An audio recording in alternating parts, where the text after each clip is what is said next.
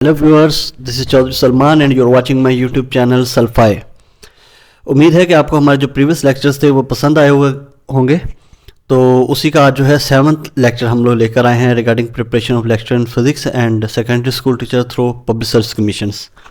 तो हमारे चैनल को सब्सक्राइब करना ना भूलिएगा और बेल आइकन को प्रेस कर दें ताकि आने वाली जो वीडियो है वो आपको नोटिफाई हो सके। तो चलते हैं लेक्चर को स्टार्ट करते हैं, देखते हैं कि आज का हमारा पहला एमसीक्यूज क्या है। तो हमारा फर्स्ट एमसीक्यूज है, if a is equal to 6i minus 8j then 4a has the magnitude option A 40, option B 10, option C 20 and option D none of these। ये कह रहा है कि अगर एक वेक्टर a है वो 2 डायमेंशनल वेक्टर है तो उसकी जो वैल्यू 6i माइनस 8j है, तो अगर उसी a वेक्टर के मैग्नीट्यूड को 4 के साथ मल्टीप्लाई करें तो हमारे पास रिजल्ट जो है वो क्या आएगा। 4a की वैल्यू क्या होगी, इस तरीके से 5a 6a 7a, तो इन डिफरेंट वैल्यू जो हम लोग कैलकुलेट कर सकते हैं। तो सिंपली जो है सबसे पहले हमने क्या करना है कि ए वेक्टर जो है 6i माइनस 8j इसका मैग्नीट्यूड निकालना है। मैग्नीट्यूड निकालने के लिए आपको पता है कि बिल्कुल इजी है, c is equal to square root of a square plus b square. तो a जो है हमारे पास 6i का स्क्वायर माइनस जो है वो 8j का square plus into minus 8j का स्क्वायर जो है हम लोग करेंगे। तो 6 का स्क्वायर हमारे पास जो होता है वो 36 होता है, इस तरह माइनस 8 का स्क्वायर होगा वो होगा 64। तो 36 प्लस 64 होता है 100। तो a is equal to square root अंदर जो है 100 वैल्यू आएगी। 100 जो है वो 10 का स्क्वायर है, तो स्क्वायर से रेडिकल जो है वो कटिंग हो जाती है, इसका मतलब a की जो वैल्यू है वो आएगी 10। इस तरीके से जब आप 4a यानी 4 मल्टीप्लाई बाय 10 करेंगे तो हमारे पास जो मैग्नीट्यूड आएगा 4a का that will be 40। So option A is correct option. सबसे पहले a का मैग्नीट्यूड मालूम कर लें, उसके बाद जो है 4 को a से मल्टीप्लाई कर दें। नेक्स्ट एमसीक्यू है, let a is equal to 2i plus 6j minus 3k and b is equal to 4i plus 2j plus k, then a dot b equals to option A 8i plus 12j minus 3k, option B 17 and option C 23 and option D none of these। तो हमारे पास जो है वो दो vectors हैं, एक a है ये भी 3 डायमेंशनल वेक्टर है और b जो है ये भी 3 डायमेंशनल वेक्टर है, और a डॉट b यानी कि डॉट प्रोडक्ट करवाएंगे तो उसका इजी तरीका है, आप i वाली वैल्यू को i वाली के साथ मल्टीप्लाई कर दें, j को j के साथ, इसलिए k को k के साथ मल्टीप्लाई कर दें।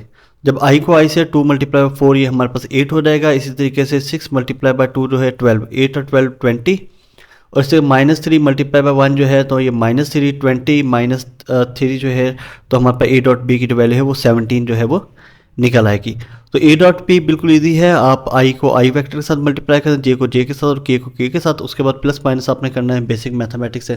तो 17 आपके पास जो है वो रिजल्ट निकल आया। तो नेक्स्ट एमसीक्यू तो हम लोग देखते हैं हमारे पास जो है वो क्या है। ये कह रहा था, the volume of a parallel pipe bounced by vectors a b and c can be obtained from the expression. एक पैरेलल पाइप जो है वो 3 वेक्टर से बनाया गया है a b c से, तो कह रहा है कि उसका वॉल्यूम जो है how we can measure the volume of the parallel pipe. So we have the options a cross b जो है होल ब्रैकेट और डॉट प्रोडक्ट c के साथ है, इस तरीके a dot b multi cross product c के साथ है, इस तरीके से a क्रॉस b और then cross production with the c जो है हम लोग करेंगे। तो इसका सिंपल जो है वो फार्मूला पैरेलल पाइप का है a cross b dot c, यानी कि पहले आप a और b की क्रॉस मल्टीप्लिकेशन करवाएंगे, उसके बाद जो रिजल्ट आएगा उसको c के साथ डॉट मल्टीप्लिकेशन करवाएंगे, तो हमारे पास वॉल्यूम ऑफ पैरेलल पाइप जो है वो निकल आएगा। सो option is correct option. Next MCQ is, a force acting on a particle is conservative if it obeys Newton's third law, it obeys Newton's second law, it works equal to change in kinetic energy, its work depends on the end point of motion not the part between। ये कह रहा है कि एक force जो है particle पर लग रही है वो कंजर्वेटिव है अगर ऑप्शन ए कि न्यूटन के थर्ड लॉ को फॉलो करती है, न्यूटन के सेकंड लॉ को फॉलो करती है, it works equal to change in kinetic energy, इसका जो चेंज आएगा वर्क जो होगा वो equal to the change in kinetic energy आएगा। और ऑप्शन डी जो है ये कह रहा है it work depends on the end point of the motion, यानी कि जो वर्क है ये डिपेंड करेगा and point of the motion, बल्कि ये पाथ पर डिपेंड नहीं करता। अच्छा, मैं आपको बताऊं कि कंजर्वेटिव फोर्स वो होती है जिसमें आपके पास जो है ना वर्क डन जीरो हो। फॉर एग्जाम्पल हमारे पास ग्रेविटेशनल फील्ड है, उसमें अगर आप कोई काम करेंगे फोर्स लगाएंगे तो वो वर्क डन जो है आपके पास जीरो आएगा। इससे और भी इलास्टिक जो फोर्स होती है हमारे पास उसमें वर्क डन जीरो आता है। तो कंजर्वेटिव फोर्सेस जो होती हैं वो न्यूटन के थर्ड लॉ सेकंड लॉ जो है इन्हें फॉलो नहीं करते, क्योंकि इनमें जो फोर्स वो कोई ना कोई रिजल्ट देती है, वो कंजर्वेटिव नहीं होती। इसी तरीके से कंजर्वेटिव फोर्स में जो है हमारे पास वर्क डन जो है वो उसमें काइनेटिक एनर्जी वो सेम रहती है, उसमें किसी किस्म चेंज नहीं आता। इसका मतलब ऑप्शन सी जो है वो भी करेक्ट नहीं है।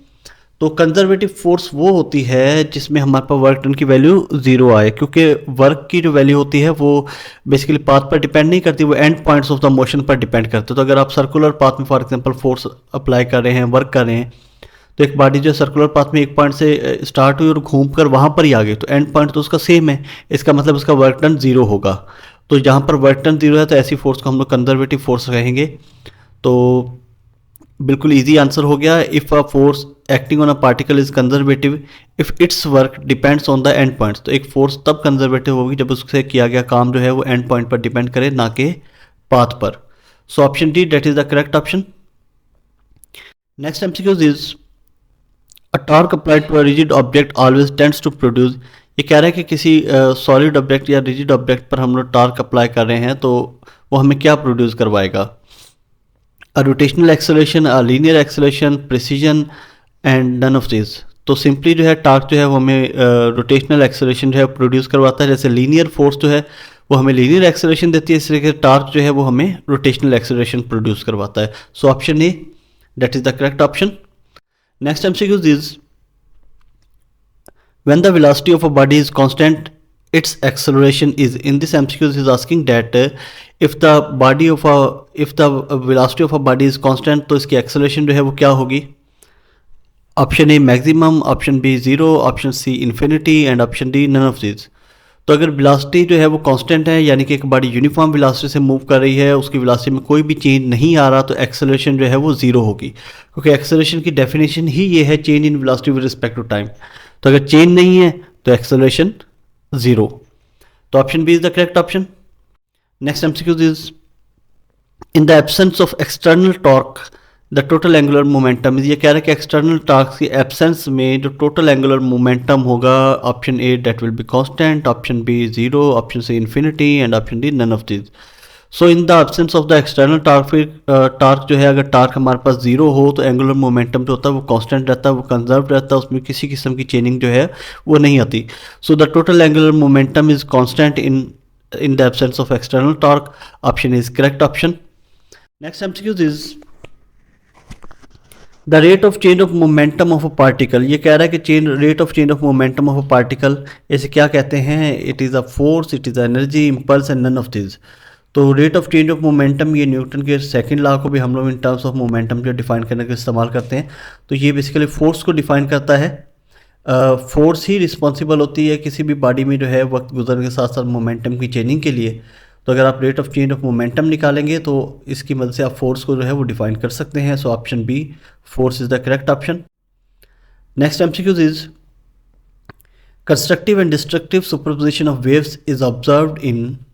Option A polarisation, option B interference, option C diffraction, option D none of this. तो हमारे पास जो है वो चार ऑप्शन दिए हैं, ये वेव की प्रॉपर्टीज़ हैं, वेव रिलेटेड एक्सपेरिमेंट्स हैं, पोलराइजेशन, इंटरफेरेंस और डायफ्रैक्शन। इनमें से एक ऐसा एक्सपेरिमेंट है जिसमें अगर वेव्स जो है सुपर पोजिशन करें तो वो कंस्ट्रक्टिव और डिस्ट्रक्टिव इंटरफेरेंस जो है वो प्रोड्यूस करती हैं। तो ये मतलब कौन से पैटर्न में होगा, कंस्ट्रक्टिव और डिस्ट्रक्टिव सुपरपोजिशन जो है वो कौन से एक्सपेरिमेंट में होगा? तो बेसिकली ये वेव्स की इंटरफ्रेंस की सूरत में हमारे पास कंस्ट्रक्टिव और डिस्ट्रक्टिव इंटरफ्रेंस होती है, फ्रिंजेस प्रोड्यूस होती हैं। तो option B interference is the correct option. Next MCQ is the intensity of a wave is proportional to the square of. Option A amplitude, option B time, option C intensity and option D none of this. ये कह रहा है कि wave की जो intensity है that is directly proportional to the square of the amplitude. तो wave की इंटेंसिटी को आप जो है वो लिख सकते हैं I directly proportional to A square. Amplitude पर डिपेंड करती है, एम्पलीट्यूड के स्क्वायर पर डिपेंड करते हैं intensity of the wave. Option is correct option. Next MCQ is the colours in soap bubbles, oil slick etcetera in a thin film is due to. ये कह रहा है कि सोप बबल्स पर या ऑयल की जो लेयर पर अगर कोई कलर्स जो है वो क्रिएट होते हैं, आपने अक्सर देखा होगा कि अगर ज़मीन पर पानी के ऊपर कोई ऑयल गिरे तो वहाँ पर रोशनी पड़ती है तो डिफरेंट कलर्स जो है वो हमें नज़र आते हैं। इस तरह के सोप बबल्स जो हैं वो भी एटमॉस्फेयर में अगर वो मूव कर रहे हो तो उन पर भी हमें जो है वो कलर्स नज़र आते हैं। तो ये जो थिन फिल्म है ये क्यों होती है, इसके पीछे वजह क्या है? तो इसके पीछे जो फिज़िक्स का फिनोमिना है, फिज़िक्स का जो एक्सपेरिमेंट है वो है इंटरफ्रेंस। क्योंकि जब लाइट इस किस्म के सोप बबल या ऑयल पर पड़ती है तो उसमें वो दो पार्ट्स में डिवाइड हो जाता है। कुछ लाइट तो उस पर जो है वो स्ट्राइक करके रिफ्लेक्ट बैक हो जाती है और कुछ जो है रिफ्लेक्शन करती है। तो जब रिफ्लेक्शन करती है वेव वो अंदर जाकर सरफेस से टकराकर दोबारा रिफ्लेक्ट बैक करती है। तो जो पहले रिफ्लेक्ट करके गई थी और जो बाद में रिफ्लेक्ट करके आई, ये दोनों क्या करते हैं, आपस में इंटरफ्रेंस करती हैं। एज अ रिजल्ट हमारे पास जो है डिफरेंट कलर्स उस सरफेस पर जो है प्रोड्यूस होते हैं। So option C is the correct option, interference. Next MCQs is for high resolution in diffraction grating one needs to have option A large number of ruling, option B small number of ruling, option C no ruling at all and option D none of these. तो ये कह रहा है कि अगर आपको diffraction grating से high resolution result चाहिए तो आपको क्या चाहिए, मतलब एक लार्ज नंबर ऑफ रूलिंग में जो है large number of thin films होनी चाहिए या स्मॉल नंबर होनी चाहिए। तो ये याद रखिएगा अगर आपको हाई रिजल्ट चाहिए तो आपको जो है वो large number of thin films जो है या लार्ज नंबर ऑफ स्लिट्स कह लें, लार्ज नंबर ऑफ स्लिट्स या रूलिंग कह लें, तो रूलिंग या स्लिट्स चाहिए। तो option is correct option to get the high resolution in a diffraction grating you need large number of slits. Option is correct option. Next MCQs is to produce interference the sources must be. ये कह रहा है कि interference करवाने के लिए sources जो हैं वो क्या होने चाहिए। ऑप्शन ए इंटेंस होने चाहिए, ऑप्शन बी इनकोहेरेंट होने चाहिए, option C coherent and option D none of this. तो याद रखिए कि इंटरफ्रेंस करवाने के लिए जो सोर्स होने चाहिए वो सारे इन फेज होने चाहिए, उन सब का फेज जो है सेम होना चाहिए। तो कोहेरेंट जो है that is the correct option. To produce interference the sources must be coherent. Next MCQs is interference fringes are of option A unequal width, option B equal width, option C variable width, option D none of this. ये कह रहा है कि interference fringes जो है वो जब produce होती हैं तो वो कैसी होती है, उनकी जो विड्थ होती है अनइक्वल होती है, इक्वल होती है, वेरिएबल होती है। तो याद रखिए क्योंकि इनका इंटरफ्रेंस पैटर्न में हमारे पास जो लाइट सोर्स जो इंटरफ्रेंस करती हैं वो या तो सेम सोर्स से हों या दोनों एक ही जैसी हों। तो जब वो इंटरफ्रेंस करते हो तो एज अ रिजल्ट हमारे पास कंस्ट्रक्टिव और डिस्ट्रक्टिव फ्रिंजेस प्रोड्यूस होती हैं। तो ये जो फ्रिंजेस होती हैं इनकी जो विड्थ होती है वो इक्वल होती है। ब्राइट और डार्क आप किसी भी कर लें, या ब्राइट टू ब्राइट की मेयर कर लें विड्थ, या डार्क टू डार्क या ब्राइट टू डार्क जो है इनकी फ्रिंजेस की विड्थ मेयर करेंगे तो ये सारी fringes will be equal in width. So option B is correct option.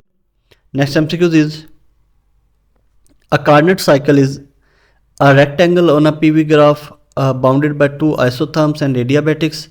Option C any four side processes on a PV graph and option D none of this.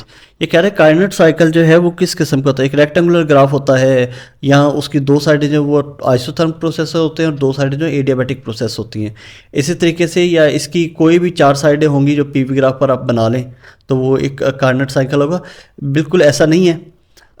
कार्नेट cycle में हमारे पास चार process होते हैं, इनमें से दो आइसोथर्म प्रोसेस होते हैं और दो एडियाबैटिक प्रोसेस होते हैं। तो उन्हीं का ही आप ग्राफ बनाते हैं। तो एक Carnot cycle is bounded by two isotherms and two adiabatics. So option B is correct option. Next MCQs is in an adiabatic process the quantity which remains constant is. ये कह रहा है कि एडियाबैटिक प्रोसेस में quantity जो conserve रहती है वो कौन सी होती है। Option A the total heat of the system, total heat जो है सिस्टम की वो कंजर्व रहती है, कांस्टेंट रहती है। ऑप्शन बी टेम्परेचर कांस्टेंट रहता है, ऑप्शन सी वॉल्यूम कांस्टेंट रहता है और ऑप्शन डी प्रेशर कांस्टेंट रहता है। तो अब ये जो होता है हमारे पास एडियाबैटिक प्रोसेस, एडियाबैटिक एक ऐसा प्रोसेस है जिसमें सिस्टम से ना कोई हीट बाहर जाए और ना सिस्टम में इन हो, ना उसमें दाखिल हो ना उसमें से इमिट आउट हो। तो उस सिस्टम को हम लोग जो है एडियाबैटिक प्रोसेस कहते हैं। इसका मतलब ये भी होता है कि total energy of the system should remain constant. तो ऐसा सिस्टम जिसकी जो टोटल हीट जो है वो कांस्टेंट है तो उस प्रोसेस को या उस सिस्टम को आप एडियाबैटिक प्रोसेस कहेंगे। So option A is correct option. Next MCQs is a Carnot cycle heat engine operates between 227 degree Celsius and 127 degree Celsius. Its efficiency is.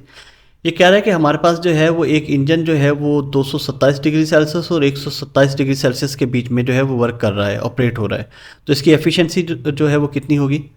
Option A 44%, option B 20%, option C 79% and option D none of this.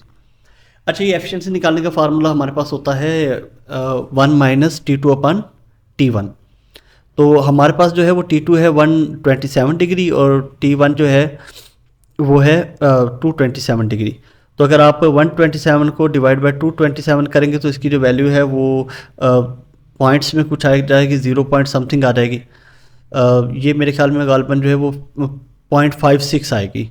तो अगर 1 minus 0.56 करेंगे तो 0.4 बन जाएगा। तो 0.4 को जब आप परसेंटेज में निकालेंगे तो 44% जो है इसका जो आंसर हमारे पास आ जाएगा।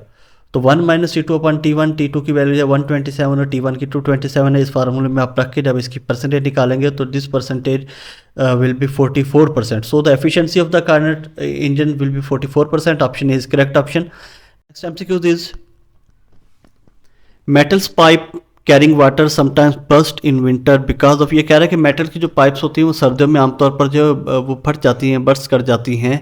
तो ऐसा क्यों होता है? Option A water expands, option B ice expands when melts, option C metal contracts when more than water, option D none of these. तो ये कह रहा है कि ऐसा इसलिए होता है। ऑप्शन ए जो है वो वाटर पानी फैल जाता है, ऑप्शन बी बर्फ़ फैलती है जो वो पिघलती है। इस तरीके से ऑप्शन सी जो है मेटल जो है वो ज़्यादा कॉन्ट्रैक्ट होता है एज़ कम्पेयर टू वाटर। तो इसकी ये मैं आपको बताऊँ, पानी की जो डेंसिटी होती है वो सबसे ज़्यादा होती है 4 डिग्री सेल्सियस पर। अब 4 से जब नीचे जाता है बर्फ़ बनने के प्रोसेस में तो उसकी डेंसिटी जो है वो कम होती जाती है। एज अ रिजल्ट जो है वॉल्यूम इंक्रीज़ होता रहता है। तो 0 डिग्री पर जब बर्फ़ बनती है तो उसकी जो है वो वॉल्यूम जो है वो एज़ कम्पेयर टू वाटर ज़्यादा होता है। तो जब ज़्यादा होता है तो पाइप में क्या होता है कि प्रेशर पड़ता है, तो पाइप जो है वो सर्दियों में आमतौर पर फट जाती हैं क्योंकि बर्फ़ जो है उसका volume as compare to water जो है वो ज़्यादा होता है। इस तरीके से option B ice expands when melts. तो ऐसा नहीं है, जब बर्फ़ पिघलना शुरू करती है तो उसका टेम्परेचर जो है इंक्रीज़ होना शुरू होता है, यानी कि 1 2 3 4 डिग्री की तरफ जाना शुरू होता है। तो 4 डिग्री पर पानी की जो है वो मैक्सिमम डेंसिटी होती है। तो वाटर जो होता है वो कॉन्ट्रैक्ट होता है व्हेन मेल्ट। तो ये ऑप्शन बी करेक्ट नहीं है। इसलिए कि मेटल जो है वो ज़्यादा कॉन्ट्रैक्ट नहीं होता पानी के मुकाबले में, पानी जो है वो ज़्यादा होता है। तो ऑप्शन सी भी करेक्ट नहीं है। Option A is correct, water expands in winter, that's why many metal pipes carrying water sometimes bust in winter season. Next MCQs is a Fahrenheit thermometer and Celsius thermometer shows the same reading at. ये कह रहा है कि Fahrenheit thermometer और Celsius thermometer एक ऐसा scale है जहाँ पर ये रीडिंग जो है वो सेम शो करेंगे। तो वो कौन सा स्केल होगा?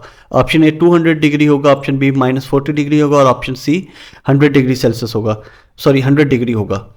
तो ये है ऑप्शन बी -40 डिग्री। एक ऐसी रीडिंग है, अगर आप वो फारेनहाइट स्केल से लें या सेल्सियस स्केल से लें तो ये दोनों जो है वो सेम रीडिंग दिखाएंगे। सो -40 इज द करेक्ट ऑप्शन।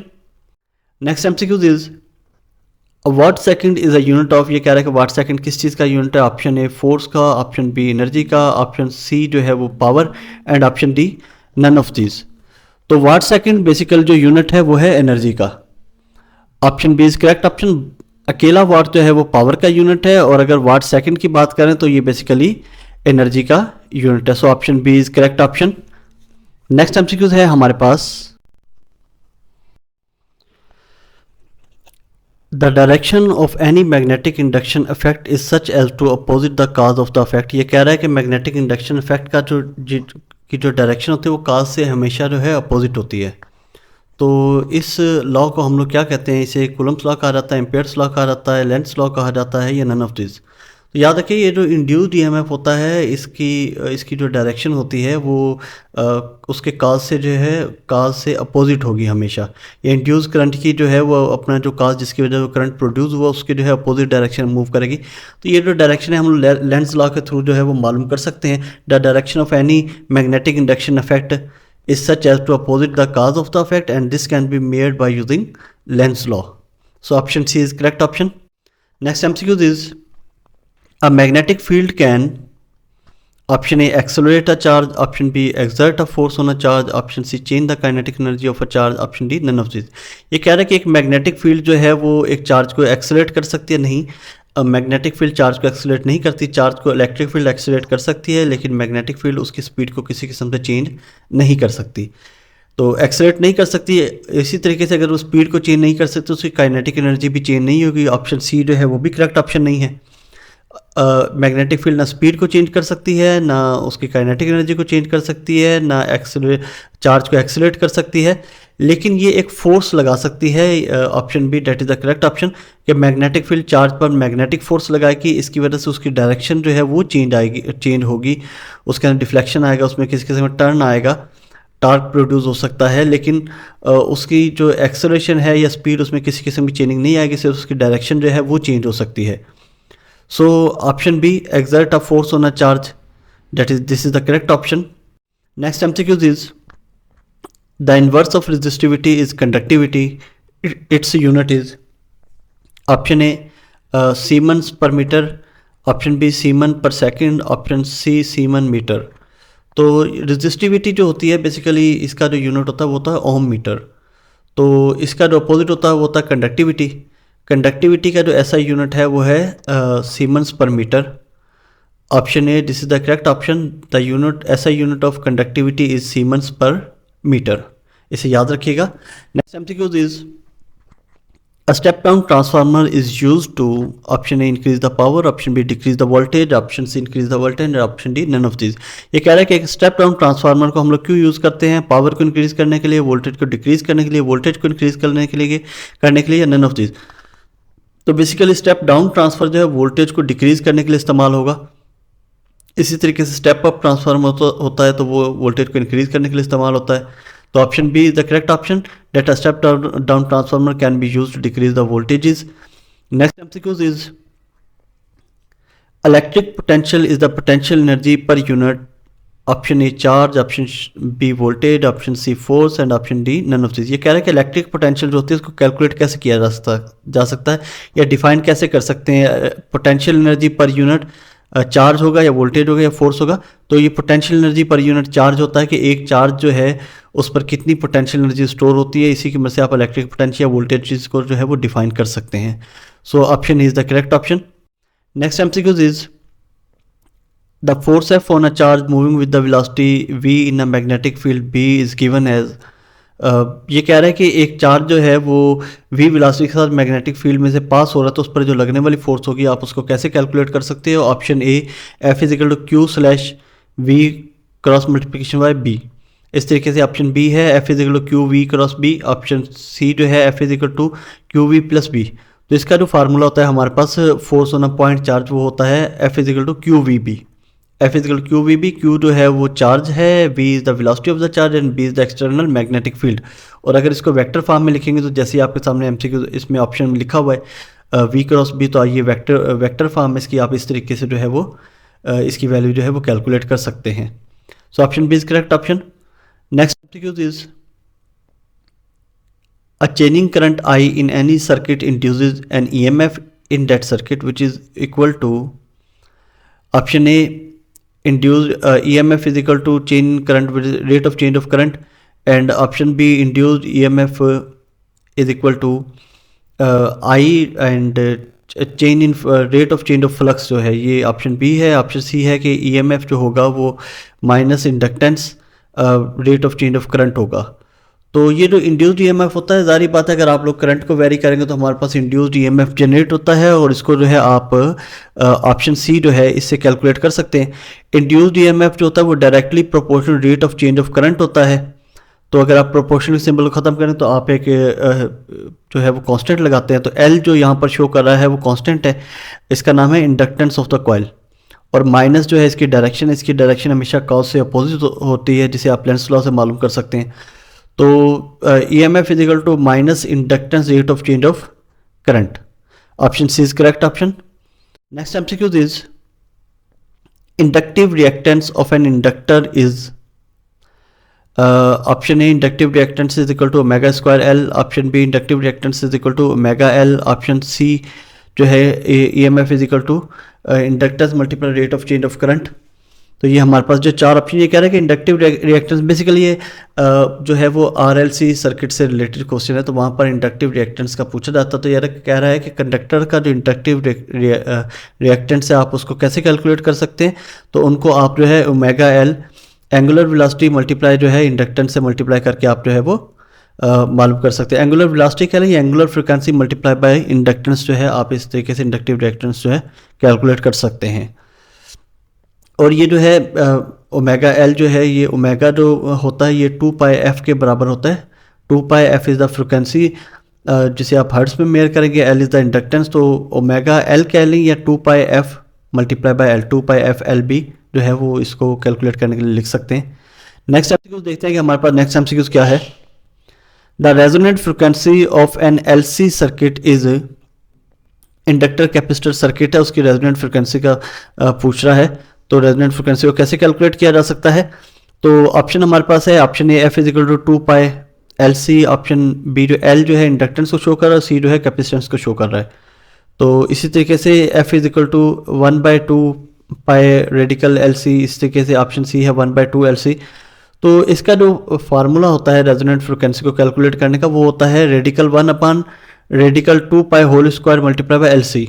या इसको अगर मजीद सॉल्व करेंगे तो ये हमारे पास 1/2 पाई रेडिकल एल सी आ जाएगा।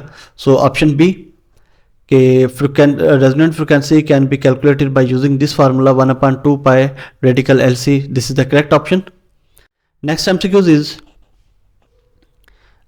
the deliberate addition of an impurity element in a semiconductor is called option A doping, option B annealing and option C mixing and option D none of these। ये कह रहा है कि अगर हम लोग किसी सेमीकंडक्टर मटेरियल में इम्प्योरिटी ऐड करते हैं तो इस प्रोसेस को क्या कहा जाता है? This process is known as doping. Option A this is the correct option कि अगर आप किसी एलिमेंट सेमीकंडक्टर मटेरियल में कोई element as a impurity add करते हैं तो बेसिकली इस प्रोसेस को डोपिंग कहा जाता है। Next MCQ is the conversion of AC into DC is called. AC current को DC करंट में कन्वर्ट करने के प्रोसेस को क्या कहा जाता है? Option A amplification, option B rectification, option C modulation, option D none of these. तो AC करंट को DC करंट में जो कन्वर्ट करने का जो प्रोसेस होता है इसे रेक्टिफिकेशन कहा जाता है। इसके लिए हम लोग रेक्टिफायर्स का इस्तेमाल करते हैं या डायोड्स का इस्तेमाल करते हैं। तो this process is known as the rectification. Next MCQ is the laser light may be obtained from option A quartz crystal, option B sodium chloride crystals, option C ruby crystal and option D none of these. तो laser light को हम लोग जो है वो sodium chloride crystal से नहीं, quartz crystal से नहीं ऑब्टेन कर सकते, बल्कि इनके लिए हम लोग रूबी क्रिस्टल जो है उनका इस्तेमाल करते हैं। रूबी जो है वो एक लाल कलर का क्रिस्टल होता है, तो इससे जो लेज़र लाइट प्रोड्यूस होती है वो भी रेड कलर की जो लेज़र लाइट प्रोड्यूस होती है। तो रूबी क्रिस्टल को एज अ सोर्स जो है लेज़र लाइट का हम लोग इस्तेमाल कर सकते हैं। So option C is correct option. Next MCQ is the emission of photoelectrons in photoelectric effect is dependent on। ये कह रहा है कि फोटो इलेक्ट्रिक इफेक्ट में जो फोटो इलेक्ट्रॉन्स इमिट आउट होते हैं वो किस चीज़ पर डिपेंड करते हैं? Option A threshold frequency, option B intensity of light, option C none of these and option C है nature of metal and option D है नन ऑफ दीज। तो ये याद रखिएगा कि फोटो इलेक्ट्रिक इफेक्ट में जो फोटो इलेक्ट्रॉन्स की जो एमिशन होती है ये बेसिकली फ्रिक्वेंसी पर डिपेंड करती है। तो मिनिमम फ्रिक्वेंसी, थ्रेशोल्ड फ्रिक्वेंसी वो मिनिमम फ्रिक्वेंसी, यानी कि अगर आप इससे कम फ्रिक्वेंसी का फोटान देंगे तो उससे आपका जो फोटो इलेक्ट्रिक एमिशन नहीं होगी। तो मिनिमम जो फ्रिक्वेंसी होगी उस फोटान की वो थ्रेशोल्ड फ्रिक्वेंसी कहते हैं। तो थ्रेशोल्ड फ्रिक्वेंसी पर ही फोटो इलेक्ट्रॉन्स का एमिशन जो है डिपेंड करता है, इससे कम फ्रिक्वेंसी पर फोटो इलेक्ट्रॉन्स जो है वो इमिट आउट नहीं होंगे। सो option A threshold frequency is correct option. और इसी तरीके से नेक्स्ट MCQ जो है हमारा वो है which one of the following is not needed in nuclear fission reactor. ये कह रहा है कि नीचे दिए गए में से कौन सी चीज़ जो है वो न्यूक्लियर रिएक्टर में नहीं चाहिए होती? Option A fuel, option B accelerator, option C जो है moderator, option D none of these. अच्छा, फ्यूल तो हमें चाहिए होता है, जैसे यूरेनियम हो गया तो वो हमें चाहिए, इसके अलावा आप न्यूक्लियर फिजन नहीं करवा सकते। इस तरीके से ऑप्शन सी जो है मॉडरेटर का काम बेसिकली न्यूट्रॉन्स को स्लो डाउन करना होता है, क्योंकि न्यूक्लियर चेन रिएक्शन करवाने के लिए आपको स्लो न्यूट्रॉन चाहिए होते हैं। जबकि चेन रिएक्शन में न्यूट्रॉन्स प्रोड्यूस होते हैं वो हाई स्पीड होते हैं, उनकी काइनेटिक एनर्जी ज़्यादा होती है, तो फर्दर जो है वो चेन रिएक्शन नहीं करवाएंगे, इसलिए उनको स्लो डाउन करने के लिए मॉडरेटर्स का इस्तेमाल किया जाता है। सो जो है वो सी वो भी चाहिए होता है। जबकि बी जो है एक्सेलरेटर, इसका न्यूक्लियर फिजन रिएक्टर में किसी किस्म का इस्तेमाल नहीं है। एक्सेलरेटर बेसिकली और चीज़ें जो पार्टिकल्स को एक्सेलरेट करने के लिए इस्तेमाल होते हैं, जैसे हमारे पास सर्न में एक्सेलरेटर है, इस तरीके से LHC लार्ज हैड्रॉन कोलाइडर में एक्सेलरेटर्स हैं। तो एक्सेलरेटर का काम बेसिकली चार्ज को एक्सेलरेट करना होता है, इनका काम न्यूक्लियर फिजन रिएक्टर्स में नहीं होता। So option B is the correct option, that in nuclear fusion reaction reactor accelerator is not needed. Next MCQ is the half-life of a radioactive isotope is 140 days. How many days would it take to lose 1/4 of its initial activities? ये कह रहा है कि एक radioactive element है, isotope है, जिसकी half life है 140 दिन, 140 डेज। तो कितने दिनों में वो अपने ओरिजिनल मास के मुकाबले 1/4 जो है वो बाकी रह जाएगा? ऑप्शन ए 105 डेज में, ऑप्शन बी 280 डेज में, ऑप्शन सी 35 डेज में, option D none of this. तो ये याद रखिएगा कि अगर उसकी हाफ लाइफ 140 डेज़ है तो 140 दिन बाद वो अपने ओरिजिनल मास के मुकाबले 1/2 बचेगा, और इसी तरीके से डबल हाफ लाइफ में, 2 हाफ लाइफ में यानी कि 280 डेज़ में वो अपने हाफ का हाफ जो है 1/4 जो है वो बाकी बच जाएगा। तो उसे जो है 1/4 अपने ओरिजिनल मास के मुकाबले में जो है बाकी मास बचने के लिए 280 डेज़ जो है वो चाहिए होंगे। 280 दिन बाद वो अपने ओरिजिनल मास का 1/4 पार्ट बचेगा। Next MCQ is most of the energy produce in sun is due to, ये कह रहा है कि सूरज में जो ज़्यादातर एनर्जी प्रोड्यूस होती है वो कौन से रिएक्शन की वजह से होती है। Option A nuclear fission, option B chemical reaction, option C nuclear fusion process and option D none of this. तो ये याद रखिएगा कि ये जो स्टार्स जितने भी होते हैं इनमें जो एनर्जी का जो प्रोसेस होता है उस प्रोसेस को हम न्यूक्लियर फ्यूजन रिएक्शन कहते हैं। हाई टेम्परेचर पर जो है हाइड्रोजन गैसेस जो हैं वो फ्यूज़ होती हैं एक दूसरे में, एज अ रिजल्ट जो है एनर्जी प्रोड्यूस होती है, तो इसे इस प्रोसेस को न्यूक्लियर फ्यूजन रिएक्शन कहा जाता है। So option C is correct option. Next MCQ is a uranium 235 nucleus will split when it captures. ये कह रहा है कि यूरेनियम 235 जो है वो स्प्लिट हो जाएगा, यानी कि वो टूट जाएगा जब ये कैप्चर करेगा। किस चीज़ को कैप्चर करेगा देखते हैं। ऑप्शन ए अल्फा पार्टिकल को, ऑप्शन बी इलेक्ट्रोमैग्नेटिक रेडिएशन जैसे गामा को, एक्सरेज को, इस तरीके सी जो है न्यूट्रॉन को जब कैप्चर करेगा, और डी जो है वो नन ऑफ दिस। तो याद रखिए कि न्यूक्लियर रिएक्शन जो है वो करवाने के लिए जब आप न्यूक्लियस को तोड़ते हैं यूरेनियम के, तो आपको एक स्लो स्पीड जो है वो न्यूट्रॉन चाहिए होता है, क्योंकि न्यूट्रॉन जो है वो डायरेक्ट जाकर उसे जो न्यूक्लियस होगा उसको मज़ीद जो है वो हैवी बनाएगा, मज़ीद अनस्टेबल करेगा। एज अ रिजल्ट वो न्यूक्लियस जो है वो स्प्लिट हो जाता है, वो टूट जाता है। So option C is correct option. You need a neutron to start nuclear reaction. Next MCQ तो हमारा नहीं है, तो आज का लेक्चर हमारा यहाँ तक ही है। तो उम्मीद है आपको हमारा लेक्चर पसंद आया होगा। हमारे चैनल को देखने का शुक्रिया। हमारे चैनल को याद रखिएगा सब्सक्राइब लाजमी करना है और बेल आइकन को प्रेस कर दें ताकि आने वाली जो वीडियोज़ हैं वो आपको नोटिफाई हो सकें और इसी तरीके से आपकी जो है वो प्रिपरेशन जारी रहे। Thank you.